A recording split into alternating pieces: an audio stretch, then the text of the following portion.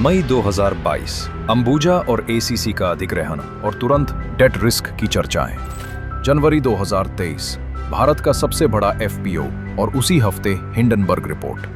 नवंबर 2024 हरित ऊर्जा विस्तार और अचानक अमेरिकी अभियोग की खबरें। अक्टूबर 2025 गूगल साझेदारी और उसके 10 दिन बाद एक विदेशी रिपोर्ट। पिछले 3 सालों में हर बड़ी घोषणा के बाद एक नया हमला। कभी कभी घटनाएं अपने आप नहीं घटती, उन्हें रचा जाता है बारीकी से सोची समझी चालों के साथ। जब जब इस देश ने ऊंची उड़ान भरने की ठानी, कुछ परछाइयां फिर से जाग उठीं। वो ताकतें जिन्हें भारत की तरक्की, भारत की उड़ान कभी रास नहीं आई। और हर बार की तरह इस बार भी निशाने पर है अदानी ग्रुप। साल 2022 अदानी ग्रुप ने स्विस कंपनी होल्सिम से अंबुजा सीमेंट और एसीसी का अधिग्रहण किया।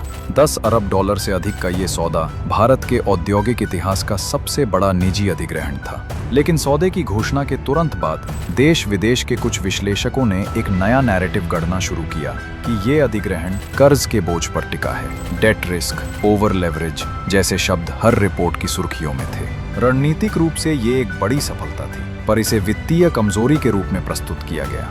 यहीं से वो कहानी शुरू हुई जिसे बाद में दुनिया भर में बार बार दोहराया गया। जनवरी 2023 अदानी एंटरप्राइजेस ने भारत का सबसे बड़ा एफपीओ लाने की घोषणा की। 20,000 करोड़ रुपए का ये भारत की निवेश क्षमता और आर्थिक आत्मविश्वास का प्रतीक बनने जा रहा था। लेकिन एफपीओ खुलने से सिर्फ 3 दिन पहले अमेरिका की कंपनी हिंडनबर्ग रिसर्च ने एक रिपोर्ट जारी की, जिसमें अदानी ग्रुप पर गंभीर वित्तीय और लेखा गड़बड़ियों के आरोप लगाए गए। ऐसा लगा जैसे किसी ने इसी क्षण का इंतजार किया हो। बाजार गिरा, एफपीओ रोक दिया गया और संदेश फैलाया गया, भारत की सबसे बड़ी कंपनी ने निवेशकों को धोखा दिया। लेकिन समय के साथ सच्चाई सामने आई।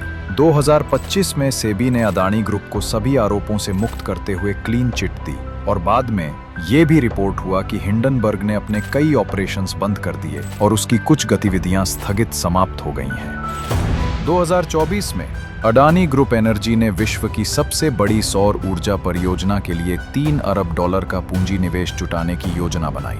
उद्देश्य था भारत को स्वच्छ ऊर्जा की वैश्विक शक्ति बनाना।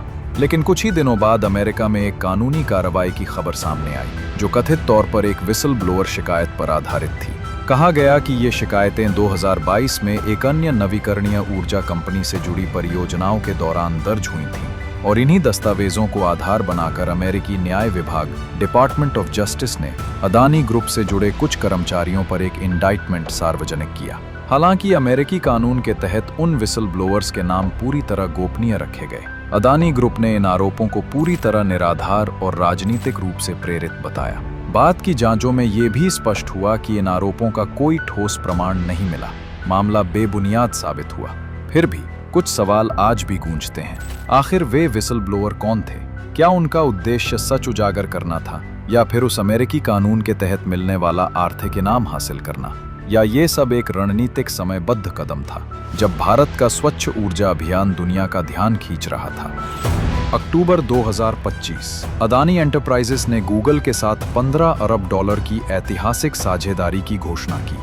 विशाखापट्टनम में बनने वाला ये एआई डेटा सेंटर भारत को डिजिटल युग की अगली मंजिल पर ले जाने वाला था। लेकिन इस घोषणा के सिर्फ 10 दिन बाद विदेशी अखबार द वॉशिंगटन पोस्ट ने रिपोर्ट छापी कि एलआईसी अदानी ग्रुप में अरबों डॉलर निवेश करने की गुप्त योजना बना रही है। अगले ही दिन एलआईसी ने बयान जारी किया, ये पूरी तरह असत्य है, ऐसा कोई दस्तावेज या योजना अस्तित्व में नहीं। फिर सवाल उठा, बिना किसी ठोस सबूत के बार बार यही निशाना क्यों? हर बार एक ही पैटर्न दोहराया गया। घोषणा के बाद हमला, सफलता के बाद संदेह और भारत के हर बड़े कदम के साथ एक नया विवाद। तो क्या ये सब महज संयोग है, या फिर ये किसी एंटी इंडिया मूवमेंट का हिस्सा है?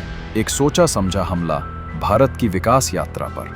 हर बार वही कहानी, वही पैटर्न। भारत आगे बढ़े तो विवाद पीछे पीछे आता है।